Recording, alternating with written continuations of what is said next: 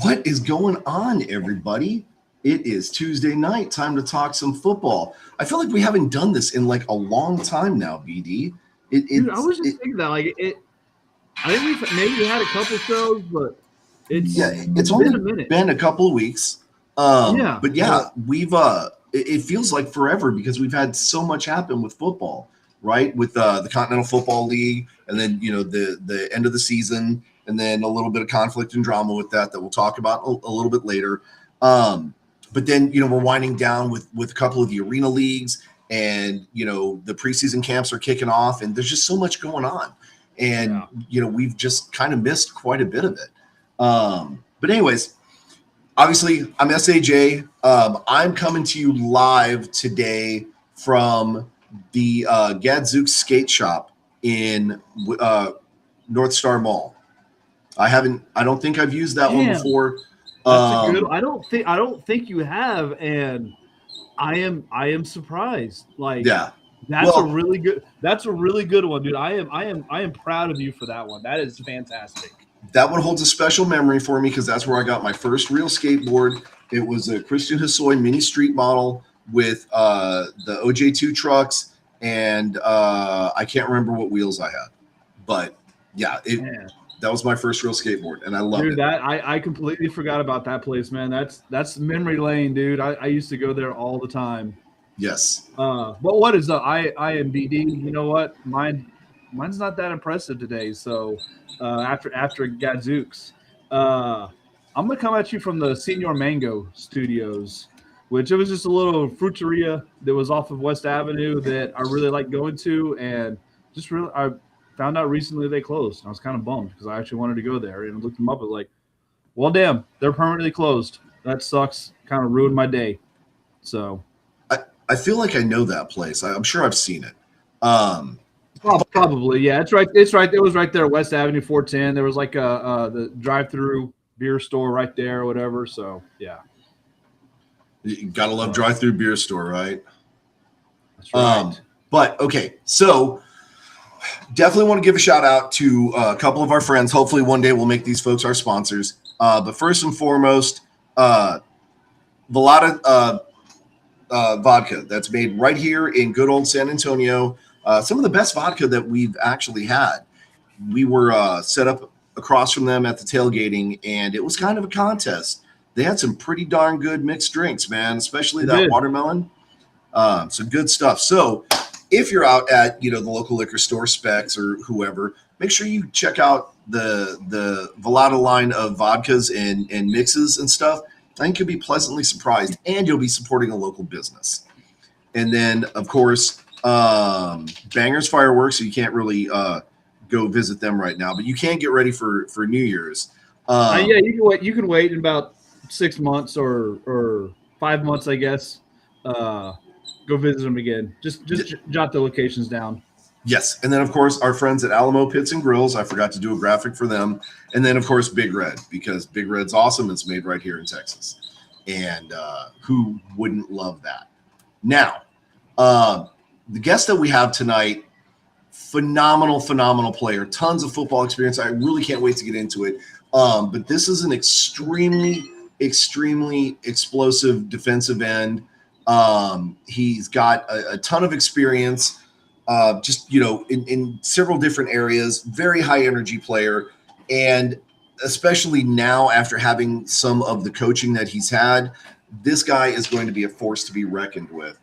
And we want to make sure that we give him as much love as we possibly can. But without further ado, let's bring in Myles McHaney, the fourth. Myles, let's see if I can get your camera added back on. There you are. What's up, fellas? How we doing? What's up, Miles? How are you doing today, man? Man, I'm doing well. It was a nice day in Michigan today, so Oh yeah. Oh, Is that where you're from? oh, I'm in Michigan right now, man. It was about 100 degrees out here. It's feeling like Texas, so I can't complain. Okay. Up north, Green Bay. yep. So speaking of, actually, my wife is actually up in Jason. You'll appreciate this. She's up in Wisconsin right now for just like a work conference that's going on.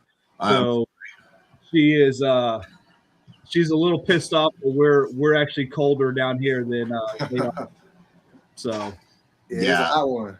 It's a hot one today. Well, and it doesn't help, right? Whether it's Minnesota, Wisconsin, Michigan, even Illinois, right?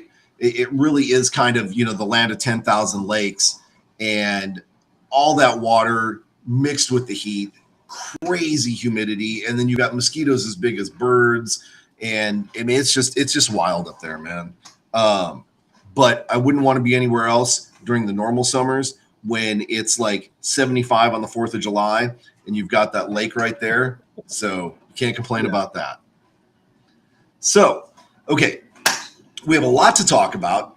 And first and foremost, tell us who you are. Let's talk a little bit about your college background and just kind of the different schools that you played for. Yeah, so I started my career at Youngstown State University. Coach Bo Pelini recruited me right out the gate. You can do some research on Bo. Been all around the country, and then when COVID hit, I ended up putting my name in the transfer portal. Coach Patrick Hill called me from the Minnesota Vikings. He's currently the outside linebackers coach for the Vikings. So I ended up going D2 for 1 year. I graduated with my bachelor's degree in criminal justice. At this point in my career, I had 2 years left. I put my name back in the transfer portal. So Bubba McDowell ended up calling me, Prairie View A&M University. If you guys know Bubba McDowell, he played for the Houston Oilers. Okay. That ties into San Antonio. I'll talk about that in a little bit. So I played 2 seasons at Prairie View underneath Bubba McDowell. And then, once I graduated my master's degree in juvenile justice, I was talking to the coach like, hey, I still want to play football. I'm young. I'm still going. I got plenty of juice left. Is there any opportunities? Is there anywhere I can go? At this time in my career, the only avenue that I had was the international football scene. So I ended up taking my talents to Brazil. I lived in Brazil for about 5 months. Oh, wow. And it's one of the best times of my life.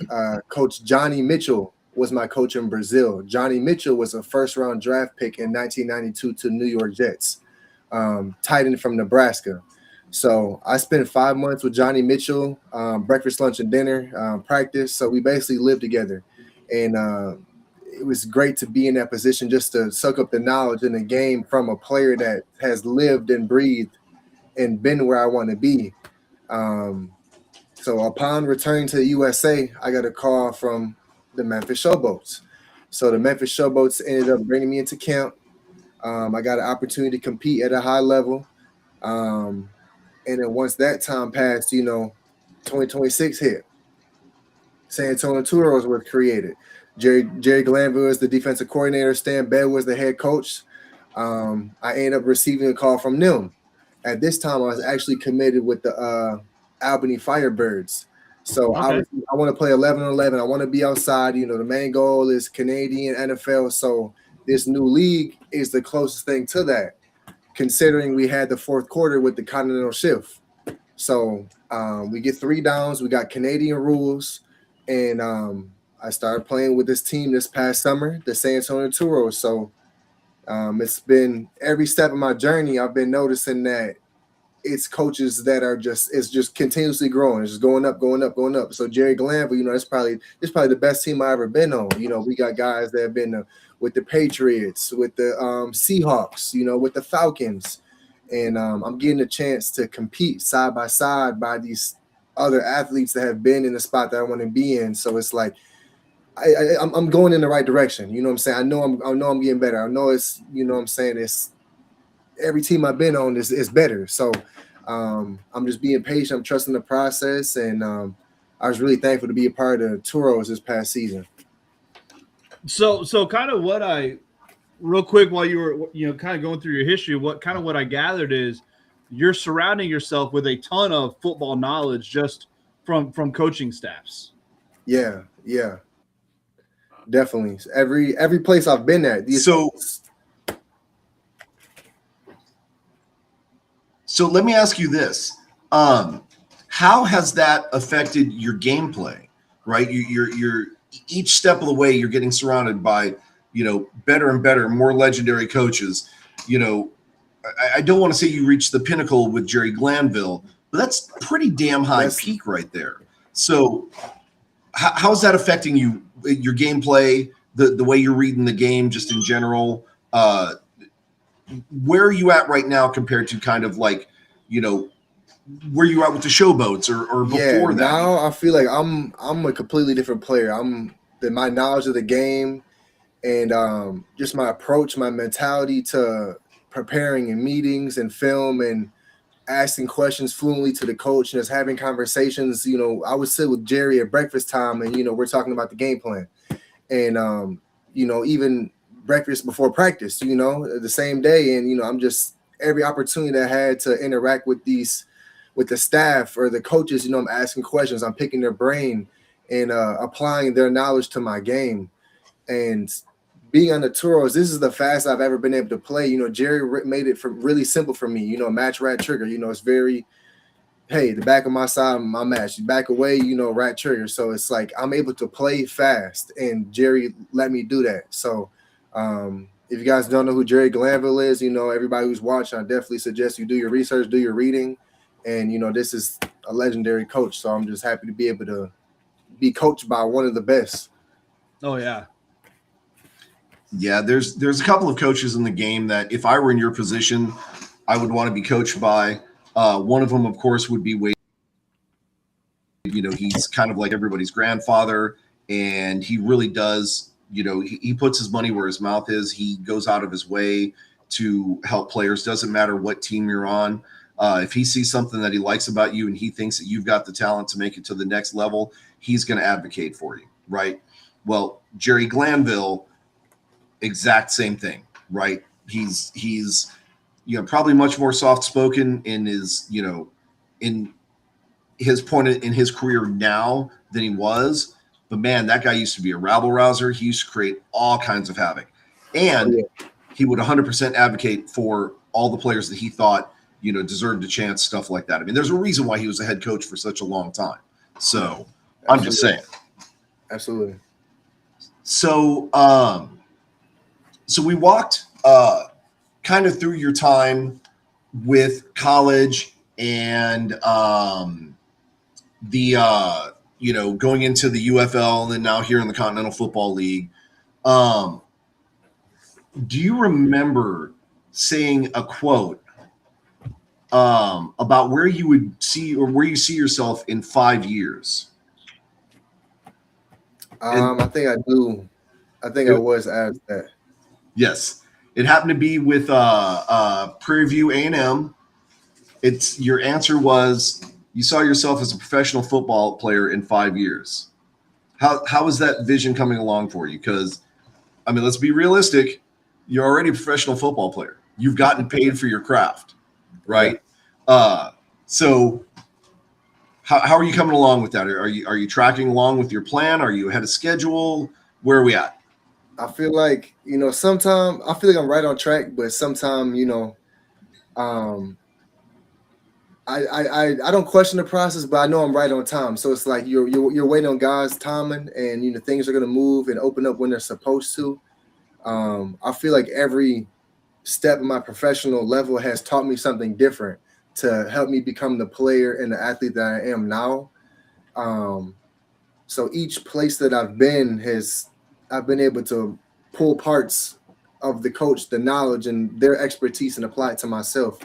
So being with the staff, with the Toros, you know, I was just able to, you know, become a better player surrounded. You know, we have Super Bowl winners on our team. You know, Obi is one of them, you know, with the New England Patriots. So being able to play side by side with guys like Obi and be able to be on the field at the same time, that's special. You know, not every day you're playing with the Super Bowl winner. So it's safe to say I'm definitely, you know, playing professional football. It's safe to say I'm doing exactly that. That's cool. So, you know, I don't think we've ever gotten to talk to a player like right at the end of the season. And so I'm kind of curious, like what's something that this season taught you just about football, just something you're going to take from this season specific kind of as you go into like whatever's next for your career? I would definitely take away like just how you how you interact with your teammates and the coaches and the people in the hotels or the shuttle buses, the sponsors on the sideline, or the people that are as you're walking to the stadium, the people that are already there waiting for the teams to arrive, you got to treat those people with, kindness, respect, be outgoing. Even though if you're in game mode and game mentality, you got your headphones on, it's still nice to, take time to speak to these people, say thank you, for being here, introduce yourself, how you doing, thank you for what you do. Just be mindful that, everybody plays a part. When we were staying at the hotel, the people that wake up every day and make breakfast for us, or they come in there and change our towels, change our sheets, be respectful to them. Just everything, man. The way that Jerry approaches the meetings, you don't have to be all rah-rah to get your point across. And I was able to soak that up, that mentality. Coach Coleman, he played in the NFL, and he's kind of it's quiet in meetings, he's in the back, but you're able to go ask him a question, he can answer for you. And just show that you care, show that you want to get better, ask questions, stay after the meetings, show up early, do the little things to show the coaches and the staff that you want to play, you want to be there. So excellent. Okay, so let's go back to this season. You guys went 5-0, and you were a large part of that. I think one of the first plays, in fact, I was going back and looking at some highlights and things like that. I believe one of the first plays, that I can remember, was a blocked punt, thanks to you, right? Yeah. How do you guys, or how do you think, especially first of all, I guess it's a 2-part question. How did it feel going through that experience with such a short, preseason training camp, whatever, to then go 5-0, and more specifically, you guys did go 5-0. How did the coaching staff keep you guys kind of focused on what you needed to do out there when some of the other craziness in the COFL was going on, such as like Michigan showing up and then disappearing, Indianapolis kind of folding? So those are my 2 questions, right? Like, how did you feel with the short training camp, and how it fed into the 5-0 season? And then what did the coaches do during that 5-0 season to keep you guys focused so you could go 5-0 and not worry about the stuff that was going on outside? Yeah. In terms of the short training camp, I think that the coaches did a phenomenal job of recruiting players and athletes that take it upon themselves to be in shape. Like they take pride in working out and training. So when, even though we had a short training camp, they brought guys in who already were ready. These are people that they've been eating well, they've been working out, they've been asking to play, and they're given opportunities. So it's not like they brought in guys that were just randomly selected. These are people that knew what they wanted to play, and they want to be here. So it's like it made it so easy just for all of us to flow and gel together. And then in terms of how do we keep focused with the other teams in the league falling out, I think at the end of the day we all knew who we were as a team and individuals, and who our coaches were, and their legacies that they hold themselves, and each individual player, the legacy that we're in the process of building. We all know we're a part of something special on this team. This is the team we are what matters. So at the end of the day, even going down to practice, what you put on practice tape matters. That's who you are. So we took pride in that. Players took pride in, competing at a high level, doing your assignment, doing your job. And every day we showed up with a mentality, hey, we're going to get better. And regardless who we play, we're going to give you all we got, and, we're going to come out victorious, because this is who we are. So it was real easy. They did a great job recruiting. It was easy for us to keep it going. I mean, yeah, obviously they're amazing job recruiting. You just see the product on the field compared to, unfortunately compared to the rest of the league. I mean, it was night and day. how much better you guys were and how better coach you were. I apologize if you hear my co-host over here just meowing and going crazy. He wants some attention. So So let's switch gears a little bit, right? Because we're talking football, we're talking the X's and O's and stuff like that. But our biggest focus of the show is for people to get to know you, not just as a player, but as a person, right?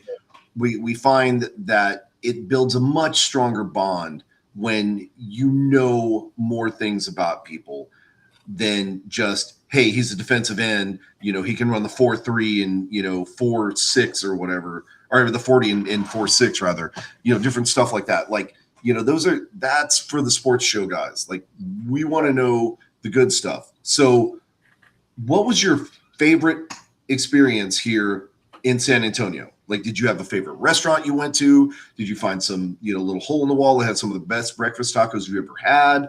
Like, what was your favorite experience here? My favorite experience was I would just have to say, just like the togetherness and the camaraderie and the brotherhood amongst the team. Like, when you, before the season, after season, when you're not on the team, it's like, you go back to being at home on your own and you go back with the team, just being around a group of, elite athletes who push themselves in all aspects to be better. Training at home by yourself is different than when you're training with a group of people with the same goal. So for me, that's something that I needed, I missed. And what I'm saying? That's the type of energy and environment that I thrive in, other people that, iron sharpens iron type of thing. Mm-hmm. And that's exactly what we had, I got the opportunity to go against an NFL tackle every day. Lacobe was with the Atlanta Falcons. So I got to go against him every single day in practice. And, I got some practice film against an NFL tackle now. I didn't really have that before, not as much, now I have, a month worth of film going against an NFL guy. So just little things like that, I would say that's what made the difference, just being around the environment, the energy, the mentality, the football lingo, just being around guys and doing what I love to do. Yeah. So and we know off the field, Lacobe is probably one of the biggest teddy bears you could ever meet. But when he's on the field, that switch turns on and he turns into a completely different animal. As we even saw when, he kind of, pushed it a little bit and almost, got himself in serious trouble. I know he had gotten called in one of the games for unnecessary roughness or something like that. And it was almost leading to a fight, which would have led to an ejection, which would have been huge. But then you talk to him about it off the field, and he's like, "Yeah, guy kind of got the best of me, and I'm sorry. I'll do better." Yeah. But he's just such a big, gentle giant, man. Which is why I'm glad that you're facing off against him, not me, because that would hurt. I don't want that in my life. Now, did you get a chance to go explore? I know you guys went out to like Fiesta, Texas. I'm assuming you went with the group that went out there. Yeah. Did you get to explore any other parts of San Antonio or anything like that? Yeah, we went to like a little downtown area. Like I think it was like a little street of some restaurants and some, little bars, a little nice area with taco trucks. We got a chance to walk around a little bit, see some city life.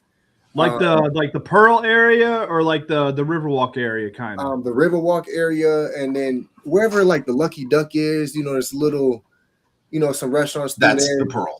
That's the Pearl. Okay. Yeah. Okay. Yeah. So we got a chance to walk through there, so that was cool. Definitely like a mixed crowd, so everybody fits in a melting pot. Mm-hmm. So yeah, it was definitely enjoyable. It was cool.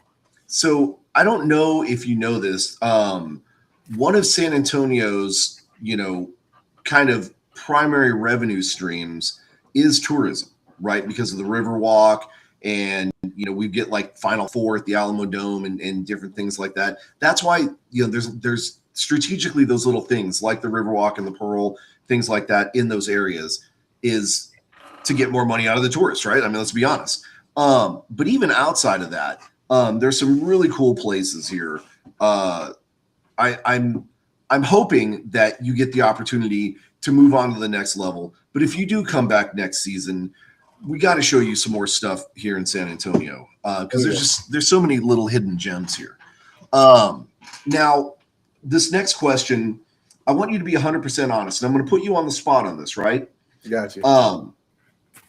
Why is San Antonio so much better than Austin, Texas? Hey, man, let's start off with the food, the tacos. There you go. Let's go. Hey, non-negotiable. Number one. The quality of the food. Hey, San Antonio all the way. Yep. See, and that's what we try and tell everybody is that, Austin has these really fancy sandwiches that they put in tortillas. That's not a taco. Okay. They just don't know. But next time you come down here, we're going to have to take you to, and BD is unfortunately knows way more about these than I do. But there's a place over by Fort Sam Houston, and it has tacos literally like this big, man. Wow. Oh, bigger than that. Well, I don't know. You know what? Now I haven't been there in a while with shrinkflation and tariffs and all that stuff. They may have shrunk down to a little bigger, but I don't know. They used to be like this damn big. So seriously, and that's one taco for like $3. Now they're probably like 700. It's economy, man. But the other thing about San Antonio is that, and I'm sure you probably saw it, especially when we did like the Salute to Heroes game. San Antonio is Military City, USA. At one point, we had 4 active military bases here, plus some of the smaller ancillary bases. 5. I'm sorry, 5. 5. Right. Now we're down to 3, but we have the Military Medical Center, San Antonio. Well, it's San Antonio Military Medical Center, SAMC. But not only is it where they're training all the doctors and the nurses and all the medical field people, they also have the #1 trauma center in the nation, right? And so, God forbid anything happens, but if something happens, chances are you're going to SAMC and you're going to be treated by some of the best in the industry, right? And so people come here for stuff like that. They come here for military graduations and, when kids are thinking about joining the military, they come here and check out, the different medical fields and stuff like that. And so there's so much going on here that people just don't even necessarily know about. That besides the fact that we have some of the best tacos in the world, there's all these other little hidden gems that make San Antonio just an absolute godsend, right? It's just one of the coolest places that you could possibly be. And even though it's the 7th largest city in the United States, it is the biggest small town you will ever be in. Because literally, and BD and I are notorious for just talking to everybody and making friends just about everywhere we go. But I can't really think of too many places in this town that I can go to where I'm not going to run into somebody that I know, right? And that's just kind of common. That's just the way. Unless you hide in your closet and listen to I don't know, some kind of weird Austin music or something like that, you're going to know somebody here, right? And yes, we take a lot of shots at Austin. You've got to understand that there's always been like this brotherly rivalry between San Antonio and Austin. And this goes back to heck before BD and I were even born. Oh, yeah. We've always, beat up on each other like brothers do. But if somebody comes up against them, boy, you better watch out because we're going to be right there in their corner, But okay, so let's go back to football. Okay, first game was against the Syndicate. You obviously had a great game. You blocked a punt, did some really cool things. At that point, when you guys were playing that game, did you know how dominant this team was going to be? Or did you just think, man, this is a pretty good team? I knew, just from the look of the roster, that we were going to be, very dominant and, a problem to anybody that we faced. But, the first game, that was just like, wow, this is what we're capable of. So, we kind of set the bar very high from the beginning. And every game we just kept aiming for that same, hey, we set the bar here. Let's either get here or higher. Every week, that was something that Glanville preached to us, every week, got a little bit more, a little bit more, a little bit more. And that's what we did. And the season was short. It was 5 games. But as a summer league, I feel like, if you can't make some big plays and, get some tackles and, sacks and, QB hurries in 5 games, then you shouldn't be playing professional football. But, 5 games, that's an opportunity to make a lot of plays. And, you got to capitalize on the opportunities that you're given. Even we were cut short a few games. I made the most of the games that we had. So I'm able to sleep at night comfortably. So I sleep good knowing that, I put a lot of good stuff on tape and, I made, the season worth it. Excellent. So with all the new tape that you have and all that you talked about, what's next for you? What are you looking for? Where are you looking to go to, kind of your next step? Yeah, right now I'm trying to get back on the field ASAP. So really the only, Canada right now is somewhere I could see myself at, 3 downs, I kind of fit their schemes, outside linebacker edge, 6'3", 230. And basically for Canada, there's only a certain number of Americans allowed per team.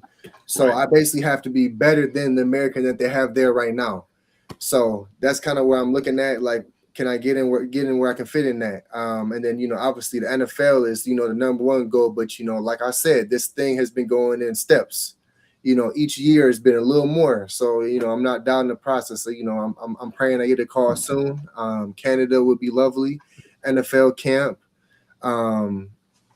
UFL in Washington, D.C. next month, possibly, the tryout. Okay. I've been hearing, I need to go and make an appearance. So I need to get my flight together, my registration. I think I'm going to do that, go run my 40 again, do my shuttle, show my face, and then say, hey, I got this film. Can you watch this as well? And, I think, yes. With all of that together, I hopefully can get signed somewhere. That would be awesome. Yeah, we're totally rooting for you. I mean, like Jay said earlier, man, it'd be great to see you in San Antonio next year. But honestly, we hope we don't, because you're on to something bigger, Right. Oh yeah.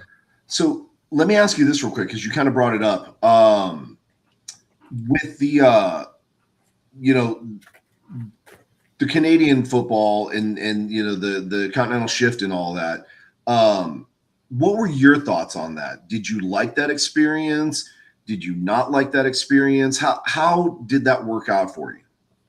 Yeah, I mean, I loved it, to be honest, so the continental shift, we're really the only league that did that. We, now as Americans, we can kind of, the staff and the coaches are able to market the players to the Canadian world and say, hey, our guys have done, the yard off the ball. They have, experienced the receivers motioning to the sideline as the ball is about to be snapped.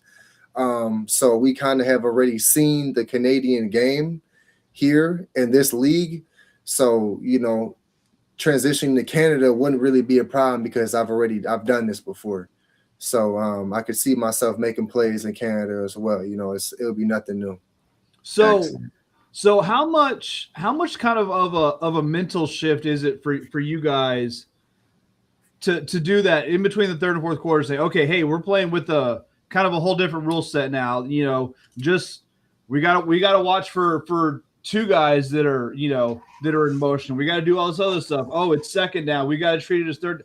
Like, how hard is that for you guys to adapt just in the middle of a game? I mean, it's one thing. Hey, it's a brand new set of rules coming into the season. You guys are going game, quarter to quarter to these new rules. Just, I imagine kind of the first couple times it was like, oh, what the hell are we doing? What, Yeah. I feel like at first it was like, hey, you're a yard off the ball. Make sure, you're a yard off the ball. Don't, go over the line, cross the line of scrimmage. Just little things like that. And when the fourth quarter hit and the continental shift started, it was just like, okay, first and second down, we got to get after it. There's probably going to be pass. They got 3 chances to get, 10 yards, and you got to play it to hair and fire. You got to go. Ball snap. You got to get to the quarterback. They're going to be throwing the ball a lot fourth quarter, and this is the chance to work your pass rush. So it's kind of just you switched it a little bit. It's time to go. As far as the DBs and linebackers, they're still in coverage, but D line and the edge guy, I play edge, so I still got to go. I got to rush. So it was kind of just like, okay, let's turn up another level. Nice. Okay. So let me ask you this. We're getting more back into the technical stuff. This season, was there an offensive tackle that you really had to game plan for, or really had to kind of prepare for, or was it more, this is my plan of attack, I'm going to keep doing it until this guy breaks? Yeah, I mean, every game, the way that we would prepare as a group, position group, like, we would come to the meeting and every player would have tendencies that they picked up on, for the tackle, the guards, or the running back. For me, my assignment was to, scout the tackle and find some things that, that I can read, if their foot moves first, or their knee, or the tip of the pad, or the tip of the helmet. Are they leaning? Are they sitting back on their heels? So just a couple of things that, I would see on camera, on tape from the other team. If you're a big lean guy, I like to bull pull, so I would just, watch a couple games and keep that in mind as I'm, approaching the game. But, watching film is kind of going to tell you, who you're going against. And then, when it's game time, it's time to execute. So I didn't really treat anybody super special or anything. I kind of just, if you can stop me, you can stop me, but, you got to show me that. So if they, cut me off, okay, I'm gonna go inside. You bought me off inside, okay, I'm gonna go outside. So sometimes they start double teaming me. So that's kind of like, okay, somebody else is gonna be free. You're gonna double team me, okay, my teammate's gonna get the sack then. So it's kind of hard. We caused havoc throughout the league, and we had a great D line. Linebackers were blitzing, and everybody was on one accord. So it felt good to be on the same page with real ball players. Yeah. So let me ask you this: your in game stuff like that. Are you a trash talker? Not usually, but if my team gets me going, if guys get me going, I might jump in. So I don't like to waste my breath, but I like to do the talk in between the whistles. So that's the big thing. I asked that question a bunch, and usually the answer I get is, I don't start it, but if somebody else wants to start it, I'll contribute. That seems to kind of be the answer, which I think is a lie for a lot of times, because I watch a lot of these players and there's a lot of trash talking going on, and not everybody's waiting for the other people to start it. So I'm on to everybody over here. Yeah, no, it can be like a tool. Like some people, you can get in their head and kind of get them thinking about what you said instead of them thinking about their assignment. So it is kind of like a psychological approach, like you guys do on the sideline, talking to other teams. Exactly right. So, there is times where, words are exchanged, O-line, D-line, and we're talking, after the whistle, and, I'm going to get you next snap, whatever it is. It's good to have that competitive spirit, it makes it fun. It keeps you alive. So it's like, it's good. I like to be in a hostile environment, competing against guys that, talk a little trash. It's part of it. Oh, yeah. Yeah. Okay. Because we're notorious for switching gears just randomly here. This is what happens when you don't have a schedule. We have a question that just pops into our head. We ask it. It doesn't matter what we talked about before. It doesn't matter what the theme is. We have no theme. Yeah. So outside of football, because obviously football is a huge passion of yours and you've dedicated a lot of time to it and chased this dream all over this planet, basically. What's a hobby or passion that you have that kind of keeps you grounded, or what is something that you do that people would not expect from you? I'm from Michigan, so anytime I can get to the ocean or get to some, body of water and to the beach and kind of just hear the waves rushing and just, be in the presence of the water. That's my thing. I like to be at the beach, man. Anytime I can get down there to Florida, Texas, out the country, I like to, I enjoy what's something they wouldn't expect me. I like to see new cultures, new countries, new communities. Okay. I went to the Dominican Republic and, I got a 4-wheeler to ride off the resort. I wanted to see real life. How are these people really living? How are they making ends meet? You see people riding dirt bikes with, groceries in one hand and they're riding the bike with the other. And, they're just making it happen. So, I like to see, how other people, how their world is, what I'm saying, as a tourist, So kind of, I would say definitely traveling is something I love to do. Did you get to go visit the beach while you were kind of here? I didn't get to go this time. I treated this season as like just laser focused, tunnel vision, going to sleep at night, just focus on what I need to do. And it paid off. I wanted to go to the beach, but it really wasn't a lot of time. The bye week that we had, I kind of just relaxed and rested, in the hotel, in the AC, and got ready for the next week, man. So yeah. I mean, if you're gonna go to beach in Texas, any beach worth a damn is South Padre. Corpus, it sucks. Galveston is not very good. So you got to go down to South Padre if you're going to a beach in Texas. Yeah. So, I'm going to check it out next time I get down there. I think I've been there like one time when I was at Prairie View. Yeah. Yeah. Well, and again, right, the biggest problem is kind of the way the Gulf sits and the currents in there. They're picking up all that silt and stuff from the Mississippi River and just kind of dumping it all the way along the Texas coastline.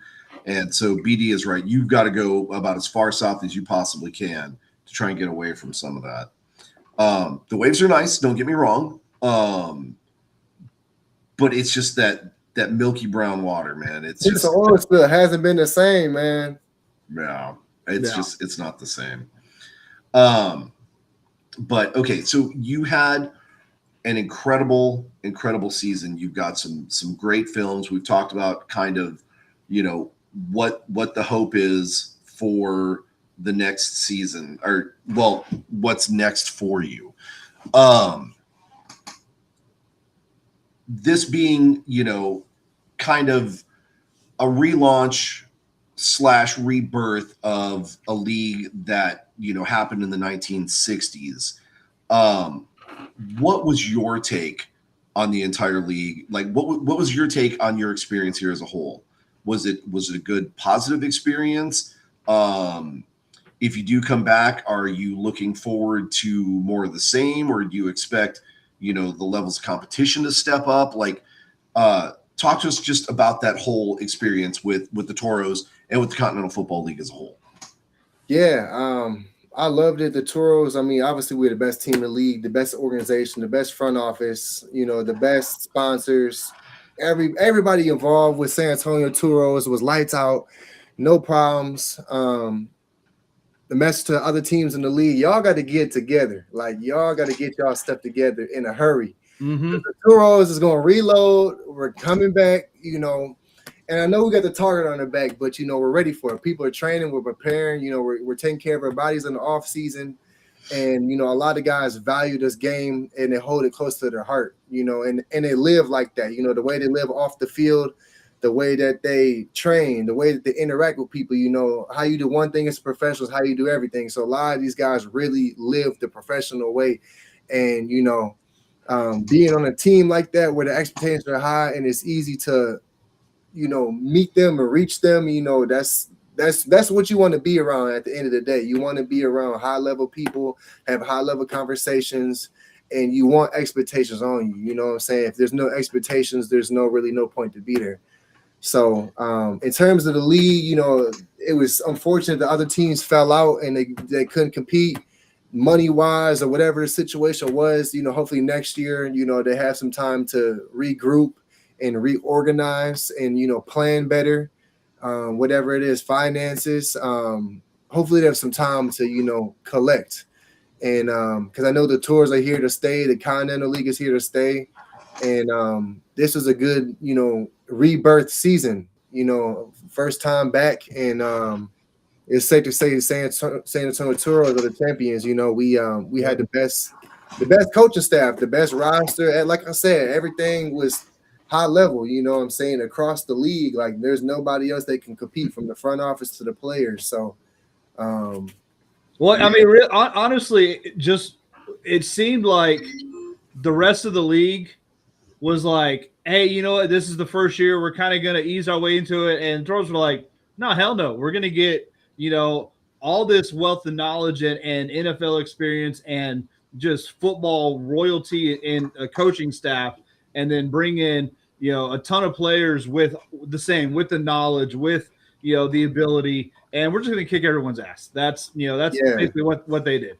Like, yeah, we lined it up like, it's not every staff or every team that we went against. Like, they didn't have the staff that we did. They didn't have the legendary coaches that we had. They didn't have all of that, So it's really a blessing to be on a team with such high expertise, players, coaches, and everybody involved. So it's like, it's one of one, man. This is like the best team. Like I said, best team I've been on. Look at it as semi-pro, pro, whatever you want to say. Jerry Glanville was one of the best NFL coaches at the end of the day. No. We got coached by him. We got trained. He gave us his knowledge. We were in meetings every day, in practice, getting, receiving, directions. Like, there's no other way to put it. You know what I'm saying? There was NFL guys competing on the field. No matter the league, it was quality football being played. And we put that on tape. We put it on tape in practice. We put it on tape on game day. And it's going to be hard for a lot of other teams and other leagues to say, hey, we got to come up. We got to do something. No. Because the tours are up and coming. The coaches are here to stay. You can't compete against guys like Jerry Glanville or Burt Hill. Stan winning his 100th game as a head coach. Like, there's going to be hard to compete against this team. Yeah. So let me ask you this. This is going to be controversial, right? And I'm kind of known for controversial questions. Let's do it. You being a player on the Senate, how do you feel hearing comments like the Toros stacked the deck with a bunch of NFL and UFL players just to run the table, or some kind of implication like you guys did something wrong in order to just dominate and make everybody else look like crap? How does that make you feel as a player? I mean, I don't really care. I mean, it's kind of like, it feels good. Hey, we all aren't NFL players. We're striving to get there. There's some on the team that have been in NFL camps or full season. Not everybody on the team, but there is a handful. Mm-hmm. I mean, to the other teams that had a chance to recruit and get a team together, they could have did the same thing. I mean, yep. Somebody got to look at their recruiting department. Somebody dropped the ball. Somebody didn't make the calls. Somebody didn't want it bad enough. But the Toros, they took the time to bring in the right people. So, you got to do it right. If you're not going to do it right, you're going to lose, because somebody is going to do it right and they're going to win. Yep. So, yeah, I mean, the Toros built their team with winners to win. Mm-hmm. I mean, that's not their fault that not every other team, in the league took that same route. They just, again, kind of phoned it in. So everyone had the same opportunity to build their team. So yep. And that's kind of the thing that I wanted to make sure that we highlighted in that, was that there are certain individuals and groups that are kind of complaining about how much talent the Toros had. Every team had the exact same opportunity to go out and get the exact same level of players as you guys. And for whatever reason, maybe they didn't have the relationships, maybe they didn't have, that chutzpah, as they call it, that charm, whatever, to bring that level in. And now all of a sudden they're trying to say it's you guys' fault for being too good. And I think that's probably the most idiotic thing I've ever heard anybody say in my entire life. And Len, I've said some dumb things, okay? He has. I've heard him. I've absolutely heard him. So being an at-home broadcaster like this, I've said some of the dumbest things you could possibly say. Like, I'm kind of like John Madden without all the cool points, okay? But when I heard that comment, I absolutely I spit my milk out like through my nose because it was so ridiculous. I just had me laughing. But these are kind of some of the things that you're going to run into as a professional. You're going to have people kind of questioning you and saying things and maybe trying to degrade you. Yep. And so I was very interested to get your take on it as a professional athlete. What were your thoughts on that? How does that make the brain of Myles react when they hear stuff like that? I mean, I kind of ignore it. I know the work I put in at the end of the day, and when you show up to that weight room by yourself, you go to the track by yourself, or you go do hill sprints by yourself, and and then when you jump back into the spotlight or the season starts, as I like to say, the spotlight is now the lights are on, and the work that you did in the dark, or the work that you did on your own at home before you went to your new state or your new team, or for me, I played in Brazil, my new country. So before the season started, I know what I did to prepare. So it's like all the noise I hear, and some people were saying like, "Oh, we're in the, we're all in the Continental Football League together." It's like you guys are saying that. It's like we're in the league together, but your team is not the same as ours. Like your staff and your level of players and your team is not who we are. So and then like our practices are not the same as yours. The way we eat is not the same as you. So it's just like whatever they say is kind of rah-rah. And at the end of the day, we're gonna line it up, we're gonna play, and we're gonna run our stuff. If you can stop us, stop us. If you can't, then try again. But until the end of the end of the game, we're gonna keep scoring, we're gonna keep playing defense, So that was our approach, that was the mentality. There was a lot of talk. And, I don't really listen to it because at the end of the day, I got to remind myself, like, I'm being coached by NFL coaches right now. It doesn't really matter what's being said outside noise. Like, I'm being coached by NFL coaches right now, or NFL players, Coach Coleman. So it's like I can sleep with that right now. At my point in my career, I can sleep with that. I'm happy where I'm at, and I know it's only going to get better. Keep trusting the process. And I'm gonna keep grinding. So that's all you can do right now. So with lining up, playing defense, all that, after giving up 6 points in 4 weeks, how pissed were you guys that y'all let Tall City score 24 on you that last game? Man, we were mad, like even at 6 points that we let up. So we were trying to go scoreless the whole year. And that was kind of like the standard that we set. That's why we were blowing teams out. And when we let up, 24 points, it was like, okay, we were the ones that shot ourselves in the foot. It's not like they just did something better than us. It's just like we messed up on a play or blew coverage or, came down too hard on the tackle. And, it wasn't something that they did spectacular. We couldn't stop. It was just like we tripped ourselves up. No. And I guess they lucked up into a touchdown, if you could say that. So yeah, it's not every day you just gonna score on the Toros. So no. Okay. You know what? I just figure you're like, you know what, dude? We've had 4 amazing games. We want to give these other guys a shot. You know, hey, let them look like they're doing something. Just give them a shot. Let them put some tape on there too. Get them a chance to score. So, I figured that's what you guys are doing. You were being gracious, members of the league and just kind of sharing the wealth a little bit. Yeah, a little spotlight for them. That's exactly. Right. Everybody needs a little bit of help. So no, we don't play football that way here. Kidding. But let me ask you this, because we've talked about your career, we've talked about the different coaching experiences and just kind of all these different aspects of your football career to this point. Obviously, there were young men in the stands watching you, right? And then some young women also that maybe, looking to play some football as well. What advice would you give them at this point in your career to help them in their journey? I would say if you have a dream, you have a goal, like no matter how young you are, like stay focused on it. And throughout that time, there's going to be the universe is going to test you. There's going to be distractions. There's going to be things that are going to try to sway you off your goal in your path. I feel like as long as you believe in yourself and you know what you want and you know what it takes to get there, as long as you keep showing up and being consistent and, keep putting yourself in positions to be seen, to be recognized, to excel, put yourself around people that are successful and, who are going to help you rise up, just, trust your coaches, trust your parents and, your teachers and stuff like that. And, ask questions if you don't know what's going on. Don't be afraid to ask questions. If you don't know, always ask. It's better to be safe than sorry.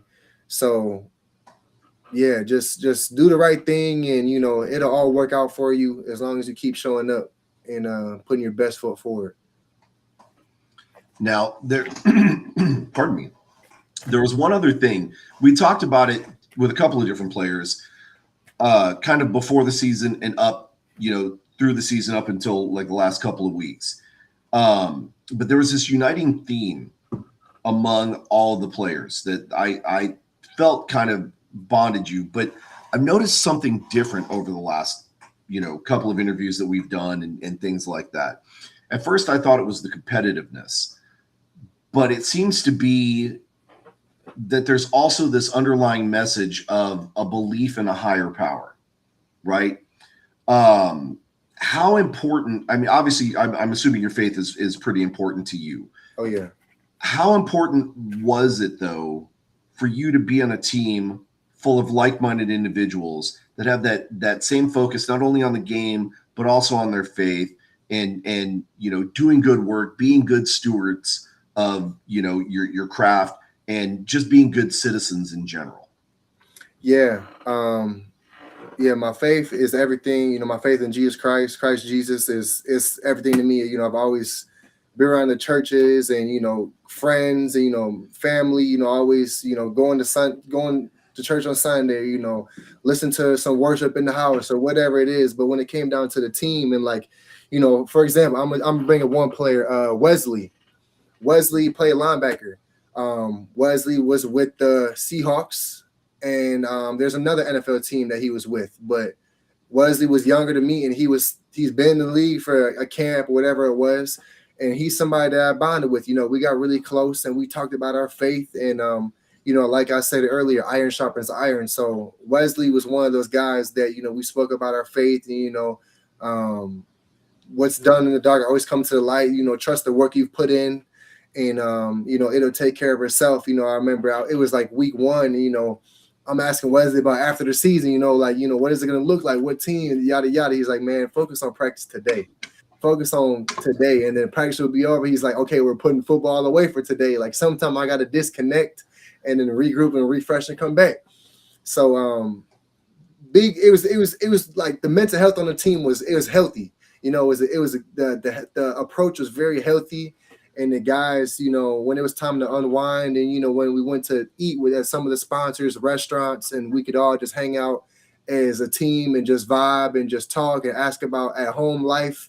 And it doesn't always have to be football. So, and then when we do come back to football, it's refreshing because we talked about personal stuff and then we came back to the game. It wasn't all just football. Like we talked about, your life and my life and, what do you like to do? You know what I'm saying? So, it was good camaraderie and it was a real brotherhood.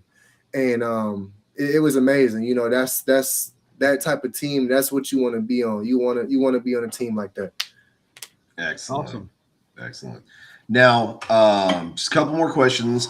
And we, unfortunately, we can't keep you on air forever. We'd love to, because I know I'm enjoying this interview. But going back to team dynamics, who would you say is kind of the most serious when it comes to this? Well, just kind of in general, who had like the most serious personality?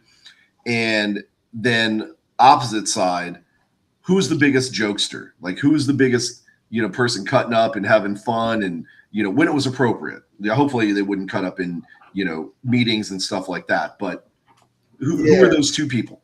Off the top of my head, I would definitely say Wesley. Like Wesley is like a guy that, he's serious when it's time to be serious. And then, when it's time to, be yourself and, kind of just be who you are, after practice, after meetings, and you can just sit down and joke with them. Wesley is definitely, he's that guy. I definitely flowed towards him this season, as a leader, as an athlete, and you want to surround yourself, like I said, with quality people that are doing the right thing. And if I were to recommend anybody, put my name behind anybody, it would definitely be Wesley.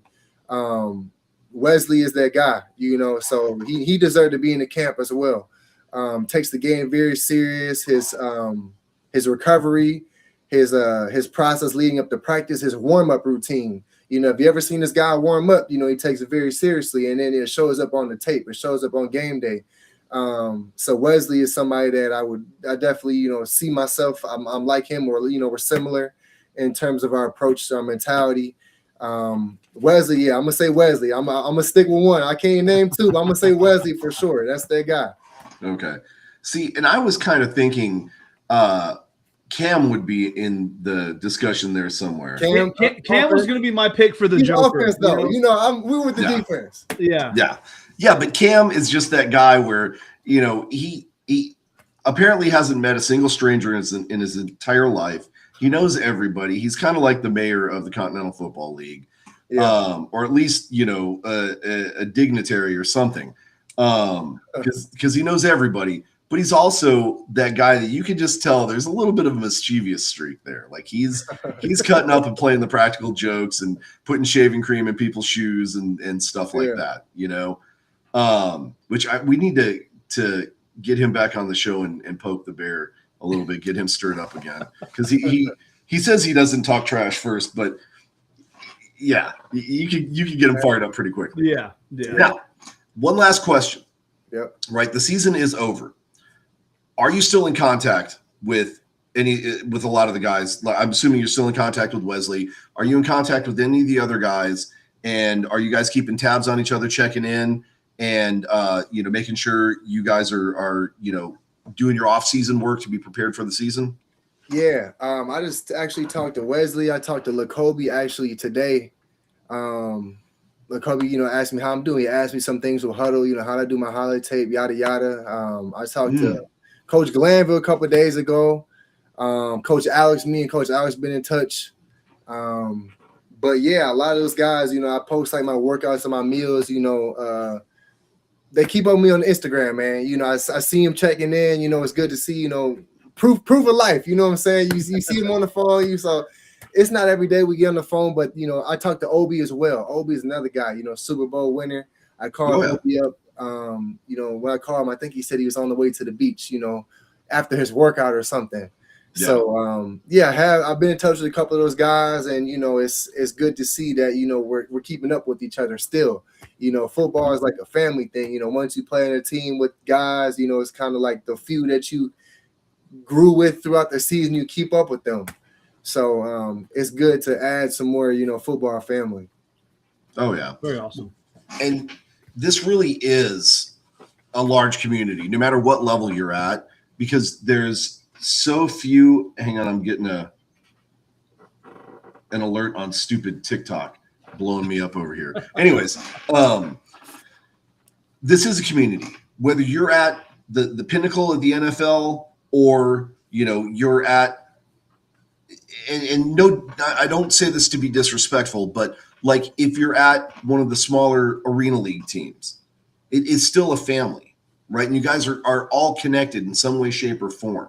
Yeah. And so it's good that you're continuing to nurture those relationships, because those relationships, as you said, iron sharpens iron. They're only going to make you better. And who knows that the person that you're playing with today isn't going to get you in contact with the right person to get you to the next step tomorrow. You never know. So extremely, extremely important. Man, I want to keep asking so many more questions, but we're only an hour show, and I don't want to keep you on here forever. BD, do you have anything else? No, man, I'm good. That was, it was great. It was great talking to you, Myles. Man, it's definitely got to get to know you a little bit more. So it was very cool. Appreciate that. Appreciate you jumping on, man. Thanks for having me on, man. Always, Myles. Why don't you tell everybody how they can stay in contact with you and they can follow your journey to whatever might be next for you, whether it's losing my mind here. the Canadian Lost that Football a long League time or ago. UFL. Hopefully, you don't go to one of those horrible teams in the UFL like, Houston or, the Dallas, whatever. We've got beef with them because they're Texas teams. But how can people keep in contact with you and follow your journey? Yeah, I post a lot on social media, football workouts, professional, workouts, food that you should eat as an athlete. At My Winning Lifestyle, Instagram, YouTube, TikTok. It's My Winning Lifestyle. I kind of show like the inside of a professional athlete, what it's like to train, to eat, kind of my life, where I've been, Brazil, my different colleges I've attended. So yeah, kind of post my life on, football related, so check me out. Very cool. Excellent. Well, Myles, again, I can't thank you enough for coming on the show and sharing your story with us. And we're definitely here to support you, and we will continue to follow you. Again, we hope that you go on to bigger and better things, but if not, we'll be waiting here, ready for you to come back to San Antonio and dominate next season. And we'll be the ones talking trash on the sidelines, just like always. Absolutely. Because just like you, we're dedicated to our craft, and we're pretty good at talking trash. Hey, so it's great, man. I appreciate it, man. I'm putting this Texas Syndicate ball in the case. This the punt block ball, man. They can't get this back. Nice. There you go. Nice. So hey, I appreciate y'all, man. Well, when they were on the field, they couldn't get it back to get it into the end zone either. So it doesn't, so poor Syndicate. Love those guys. But all right, Myles, we appreciate you, man. If you want, much. Yeah, we're go ahead and disable your camera if you want to bolt. Cool. If not, we do need to wrap the show up, and then we'll be hanging around for a couple of minutes afterwards. Appreciate it, boss, man. Thank y'all for having me on. Thank you, man. Thank you for joining us. Yes, sir. Talk soon, man. Peace. All right, brother. Take care. So BD, that was Myles McHaney of the San Antonio Toros and of our not least favorite team. We have other least favorite teams, but of the Memphis Showboats. And I'm so glad again that he joined us. No, great guy. It was cool just hearing him, just talk about the season, talk about kind of his, like I said, his journey, his life. Very, very cool. So oh yeah. If you missed any of it, definitely go back and check it out, man. Really, really cool guy. Yeah. I've got to say, before we do our shout outs and everything, first and foremost, big shout out to the Toros and to the Continental Football League. First of all, for bringing football back to San Antonio, because obviously that was extremely important, for us to have something to do, to, continue to connect. But more importantly, to give these young men an opportunity to try and continue their careers, right? To surround them with legendary coaches like Stan Bedwell and Glanville and all the other cats that were out there. I mean, there's so many, it would be hard for me to name. For guys like Ace being involved and, just having an incredible media crew to be able to capture some of this footage for these guys so, they can try and continue to pursue that dream. Just everything that the Continental Football League, even with the, some of the drama that was involved and everything else, but everything that the Continental Football League was able to achieve basically, from nothing, right? So I have high hopes and expectations for this next season. If that doesn't pan out, that's going to stink. But hey, at least they accomplished the one goal, which was to get footage, give guys an opportunity.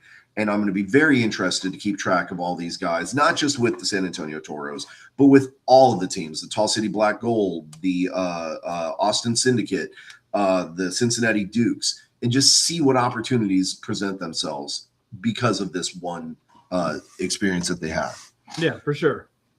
Now, again, we got to do our shout outs. So first and foremost, shout out to Texas Sports Productions for all the help that they provided this season and all this, the help that they're going to provide in, the upcoming high school football season. Those guys are so in tune with everything that's going on. it is an absolute blessing to have them on our side. So, guys, thank you very much for all your support this season. To everybody with the Continental Football League and specifically with the Toros, the staff and everything, guys, thank you so much for supporting us and allowing us to be a part of this and be on the sidelines and talk to the players and do all the things that, we've been wanting to do kind of for a while. So thank you guys for that. Shout out to Alternative Football Network for continuing to support us and share our stuff. Shout out also to the X-Fan Show for, being our counterparts in the league in a different area, but still continuing to support. And of course, supporting us. And most importantly, guys, well, shout out to my lovely, soon to be bride for letting me chase this football dream and not making too much fun of me for it. But most importantly, to you fans, right? We're episode 160 something, I think. I don't even know. You keep taking it off, so we're not keeping running track. So I got to go back and keep counting. So, well, somebody has to count, right? Somebody has to. Of course, much love to Miss Jen for everything. She's just an absolute gem. But yeah, we're one something. We're in triple digits, very deeply into triple digits. I think we're probably 165-ish. Yeah, something like that. And it's not ending anytime soon. But definitely tune in next week. We're going to be going over kind of the other leagues that we didn't really have so much of a chance to cover. I know the Gunslingers had an incredible game this last weekend, and it was such a heartbreak to see them lose in the fashion that they did because they were fighting tooth and nail. And, we're in the lead and, just some bad plays kind of went against them and they wound up losing that game by like a point. Right. And it was really heartbreaking because that game against Orlando specifically was for playoff implications. If San Antonio won, they would have still had a chance to get into the playoffs. Now that they lost this game, they're out. And so that's just heartbreaking. That's just a rough season, right? And especially with all the turnover and quarterback issues and just whatever. We'll break it all down next show. But we have college to talk about. We have NFL to talk about. We definitely need to do a little bit of a recap on the UFL because we didn't really talk about it too much here. And just everything that's going on in football, right? There's never been a better time to be an American in America if you're a football lover, because there literally is football all year round. There's never not football to talk about. So great time to be alive, BD. Very much. Very, very much. All right. That being the case, we're getting ready to sign off the show. Do you have anything? Man, you have a suck it for anybody? I don't know. I have one. I do. I mean, you want to do yours? I'll do mine afterwards. I'll do mine. And it's not towards a specific person. It's towards a specific time frame. Now that the Continental Football League has ended and we're kind of in this lull in between when preseason is, camp is ramping up and preseason's getting ready to kick off in about a month or so. This dead space that we're in, I'd like to say suck it to this dead space where we don't have any football, because that's just a horrible time to be. So, it's going to be, mine's going to be a trifold suck it. So, suck it Philly, suck it New York, suck it Washington. It's the trifecta right there. You can't get any better. Yep. Guys, we'll catch you next week. Same time, same bat channel. Take care. We'll see you guys soon.